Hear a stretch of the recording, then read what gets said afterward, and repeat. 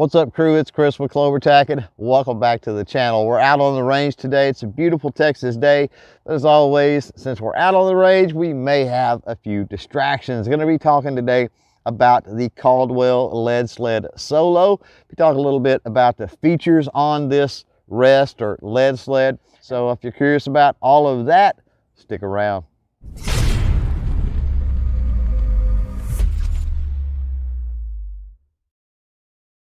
If you're new here on CloverTac, we talk about all things firearm related. So if you're into that sort of thing, jump down and smash that subscribe button below. And while you're there, if you want to stay up to date on all the new content here on the channel, go ahead and click that notification bell as well. Now, I've actually owned this Caldwell Lead Sled for quite a few years, and it's spent the majority of that time out in the weather on the range. So recently, I tore this thing apart, took it completely apart, sanded everything down, cleaned up all the threads on the nuts and the bolts, give it a shiny new paint job, and my intentions are to take a little better care of it moving forward. But as you can tell from the before and after pictures, makes a world of difference going through and actually refurbing the rest. Also, all the adjustment knobs and everything work better on this as well.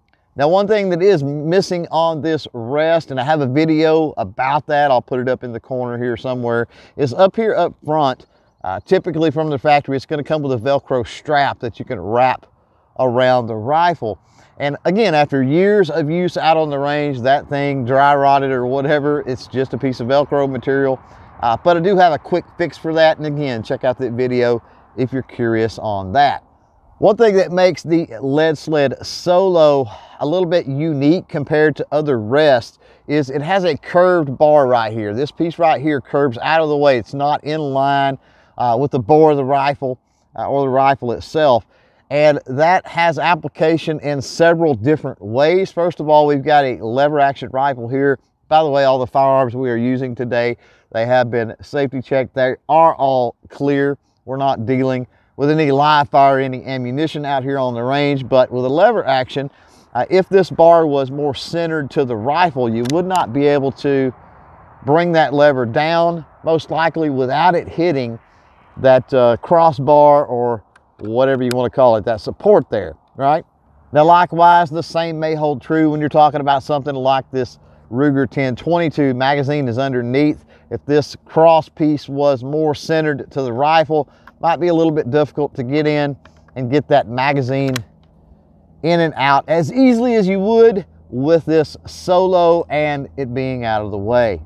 And finally, when you're talking about a modern sporting rifle with a standard capacity magazine, obviously if that crossbar, that support bar was in line, was true to the bore of the rifle, would make it really difficult to get that magazine in and out on that rifle as well, which makes the curved bar on this Lead Sled Solo even more useful and even more appealing.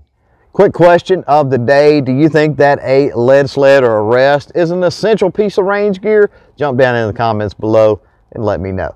Well, let's talk about some features and some of the adjustments on this Lead Sled Solo. And the first one we're going to talk about is the tray. This tray is designed so that you can put sandbags in there, some type of weight, and really weight the rest here down to a table. One thing I've done, I've taken it a step further because mine has stayed out on the range. Don't intend to, since I've refurbed it.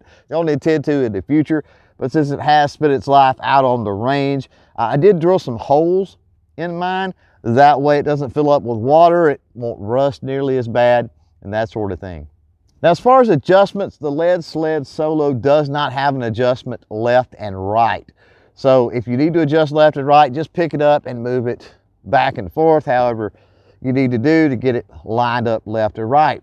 As far as elevation and what I would call cant, it does have plenty of adjustments for that. First of all, you'll notice knobs on the front. You have an adjustment knob and then a locking knob here. You're going to loosen that off and then adjust and then lock that back down. What that's going to do is that's going to adjust your cant or your slant or your angle left and right.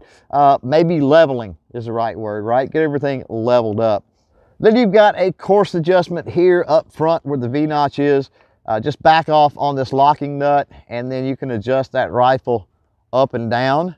Then you've got a fine adjustment. That's going to be right here. So once you get everything set up, you can then turn that up and down, and that'll be kind of your fine adjustment. Now, when I'm raising up, I like to pull back on the rest just a little bit as I'm adjusting.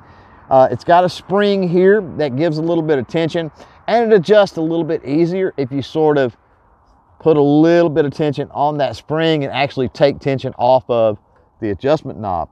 So yeah, that's going to do it for today. There is a quick look at the Caldwell Lead Sled Solo. Remember, you can always continue the conversation down in the comments below. Thanks for hanging out. Thanks for watching. And until next time, don't forget to chain fire freedom.